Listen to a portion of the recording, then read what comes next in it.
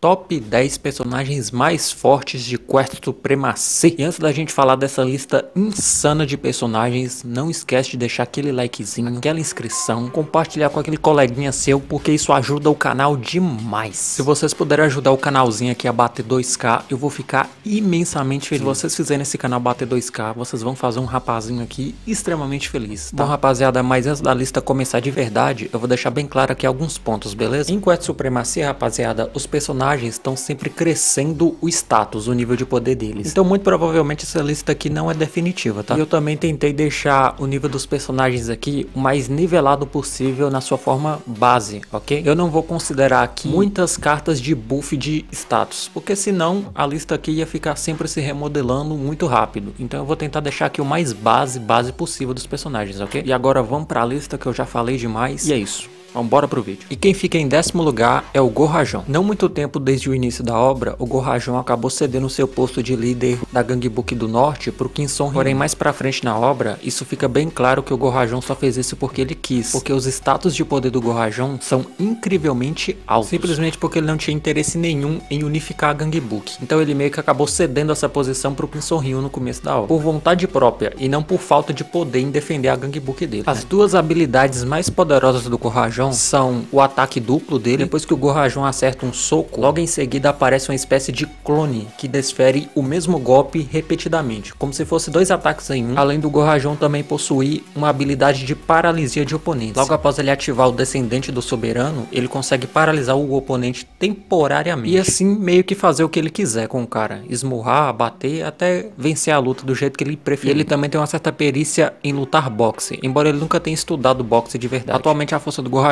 é classificada como SSR e a velocidade em SR. E em nono lugar fica o Ryu. O Ryu é um personagem que a gente ainda não tem muita coisa pra falar sobre ele, porque não foi mostrado todas as informações, estilo de luta mais detalhado e tudo mais. Só que ele tem uns feitos, do tipo ter ajudado a acabar com a Gangue Books do Leste, além de também já ter enfrentado o Qin Song Hyun e todos os outros dois líderes das outras Gangue Books sozinho. Pelo menos naquela época em que os status estavam mais baixos, né? Agora que o nível dos status já estão no SR pra cima, a força dele daquela época hoje não é mais tão impressionante, mas para aquela época ele conseguiu enfrentar todo mundo praticamente sozinho. Com certeza nesses capítulos de agora o status dele com certeza aumentou muito mais do que era naquela época, porém como os atributos atuais dele não foram revelados, então a gente vai ficar com esse que mostrou mais antigo, né? Então com a força em SSR e a velocidade em SR+. E em 8º lugar a gente fica com o Yang Koja, ou então El Diablo. Ele se assemelha muito ao Park Hyun-suk em alguns atributos, principalmente quando se trata daquela jornada do herói. O Park Hyun-suk ele era gordinho, depois ficou mais magro, e aqui esse personagem também repete essa mesma fórmula, essa mesma jornada do herói de evolução, né? Não somente na estética, mas porque ele também ficou muito mais forte. Além dele pertencer a uma grande família de Yakuzas extremamente poderosa, que no caso é o clã Yamazaki. E pra quem acompanha o Loukism sabe muito bem o quão poderosos são esses camaradas desse clã. E em 7º lugar a gente fica com o nosso mais recente copiador, Sung Haru. No começo de Quest Supremacy,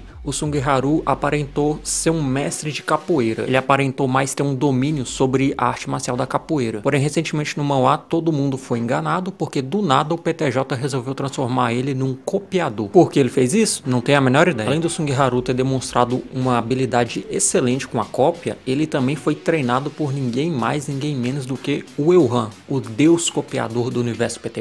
A ponto de possuir cópias bem fortes e bem complexas, como por exemplo o CQC do Gerente Kim. Tudo bem que é a cópia da cópia da cópia, mas o importante é que ele tem a cópia. E justamente graças a essa cópia do CQC, foi que ele conseguiu até mesmo bater de frente por alguns segundos com alguns personagens que estão acima dessa lista, que eu vou chegar neles já já inclusive. E em 6º lugar fica o nosso protagonista, Qin Song Hyun. Essa posição aqui vai ser bem questionada, mas vamos lá. É óbvio que se a gente considerar que o potencial do Qin Song Hyun, ele praticamente tem potencial para ser o personagem mais forte da obra inteira, ou pelo menos o segundo mais forte sem contar o Joyun, já que graças ao sistema, o Qin Song Hyun tem praticamente potencial infinito de evolução. Além dele ter várias e várias cartas de buff de status que aumenta a força, velocidade, ele pode fazer tudo praticamente. O cara tem literalmente o sistema que o Qin Song Hyun tem em Quest Supremacy é quase que um super poder. É um super poder na verdade. Atualmente na obra, com os status normais dele, ele tem uma força que coloca ele em 6º lugar. Claro, desconsiderando todas as cartas especiais de buff que ele tem, né? Mas como eu disse no início do do vídeo, com certeza, rapidamente o Kim Son-Hyun vai subir nessa lista. É só questão de tempo. Mas por enquanto, atualmente, pelo número de capítulos que Quarto Supremacy chegou,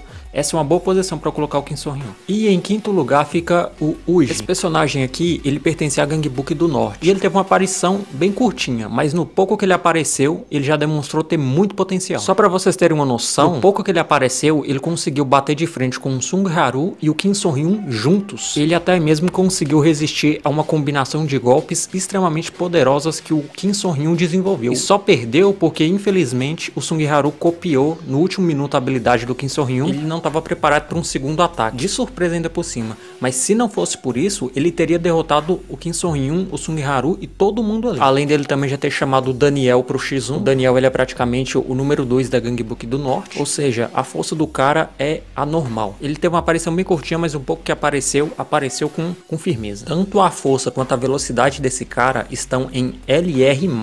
Olha pra vocês verem um absurdo. E em quarto lugar fica o Cheon. Com certeza esse é um dos personagens mais burros da obra inteira. Mas não se engane, porque o que ele tem de burro, ele tem de forte. Ele também apareceu bem recentemente, mas o pouco que apareceu destruiu geral. Todo mundo ficou com medo do cara nas primeiras aparições dele. E até agora, no último capítulo que lançou, ele ainda tá dando trabalho. O cara é como se fosse o incrível Hulk do universo PTJ. É um monstro. Simplesmente porque ele é um dos poucos personagens da obra mostrado até agora que tem o status com a letra X. A gente não sabe ainda o que é esse X, mas a gente pode deduzir que é um negócio bem perigoso. Talvez esse X aí dentro do status seja o nível mais alto que pode ser alcançado dentro de um status de Quarto Supremacia. E se for esse o caso, ele é um dos poucos que tem um X no lugar da força. A força tá em X e a velocidade em MR. Ou seja, galera, o cara tá brabo. E em terceiro lugar fica o Majugdo. Esse cara simplesmente tem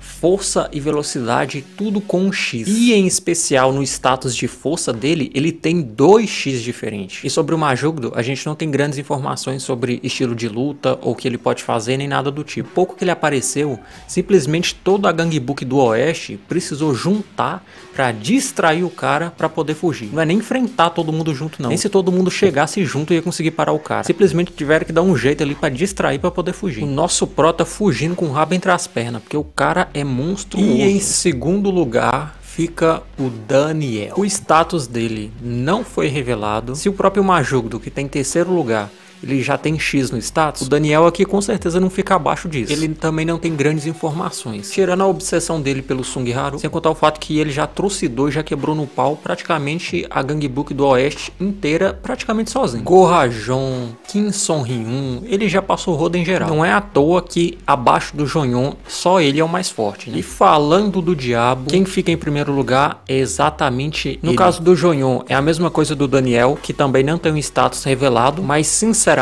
nem precisa ter o status revelado, porque primeiro, ele é um usuário do sistema assim como o Kim Son-Hyun, com a vantagem ainda de que ele é um jogador há muito mais tempo que o próprio Kim Son-Hyun, tem muito mais cartas, muito mais experiência, e sem contar também que ele já demonstrou ter uma força tão grande que até mesmo o terceiro e o segundo lugar dessa lista, mesmo sendo muito fortes, ainda tem uma diferença gigantesca em comparação a ele. O Jonyon simplesmente conseguiu pegar o Majugdo pelo pescoço, o cara levantou o Majugdo. O Majugdo é simplesmente um Léo Stronda da vida. O cara deve ter, assim, no mínimo 1,90 m de altura. Ele levantou um cara daquele tamanho com uma mão, na força bruta. O cara simplesmente bateu de frente com o Majugdo, que é o terceiro lugar dessa lista, como se não fosse absolutamente nada. Então, olha o que esse cara pode fazer. Sinceramente, ele só não destruiu todo mundo ainda, a Gangue Books do Oeste, geral ainda, simplesmente porque parece que ele não quer. Ou então tem alguma outra coisa no roteiro que vai passar pra gente, mas a força do cara é absurda, cara. É absurda. Se o Majugdo, que foi superado por ele sem nem muita dificuldade, já tem X no status, imagina ele, só vai pensando aí. Muito provavelmente ele deve conter a mesma quantidade de cartas que o Kim Son-Hyun, se não até mais, e quem sabe cartas até melhores que o próprio Kim Son-Hyun. E sem contar também que o Jonyon ainda tem o benefício de que ele não parece ter senso moral nenhum.